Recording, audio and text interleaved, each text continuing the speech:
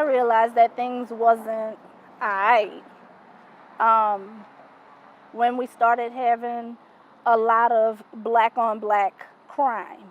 When I started to realize things weren't all right in this world, we can take it back to Trayvon Martin, but well before that, for me personally, had to be during Hurricane Katrina and the response, and seeing many of my family members and friends stuck on roofs and a city that I love, inundated with water. I realized that something was really going on in this country, and that we had to get back on top. I guess things ain't never really been all right, just from being in America.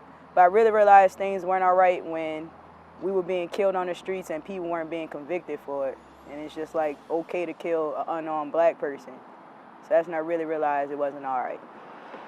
And it's just seeing that and then seeing what's on TV, seeing what I'm reading every day on social media and on news feeds, and it's to the point where now we know it ain't all right, it ain't straight, nothing good. Like, it's just we have issues and we need to figure out how we're going to do it, how we're going to fix it, As young adults, as the church, we can do community outreach and spread the gospel of Jesus Christ. Some people may not know God. So what better way to reach them than to go out into the community? I think a lot of it is tied together, especially the poverty and the education.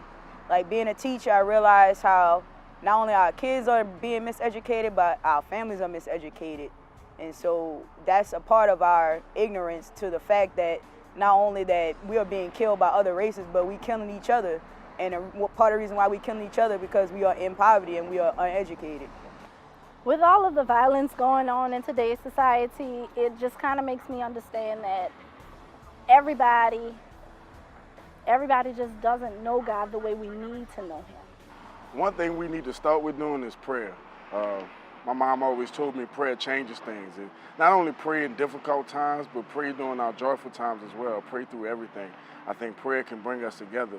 I think it's a simple fix. Once we realize the reason we're here is to love and be loved, and we love ourselves and our neighbors as much as we love ourselves, I really do think, at the end of the day, we'll be all right. I think, as a church, we have to come and reach people where they are and bring them into the kingdom, teaching them like the right ways to go, educating our people and educating them about their history and letting them know like you had a past that was a royalty, and so you got to act like you're royalty. And I think that'll make us all right. I think social media is the greatest advantage we have in this generation. I think we have to use it to our advantage. We have to use it to promote the goodness of the world, and not just retweet things that we like to say or like to hear, but tweet things and share things that might challenge other people, make some people uncomfortable, but at the forefront, make sure that God is always in the center. I think if we use social media and put God in the center of it, then we can definitely bring this world closer together.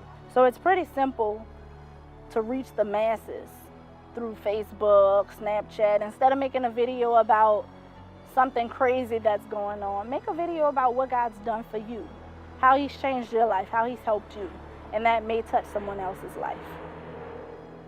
We gonna be all right.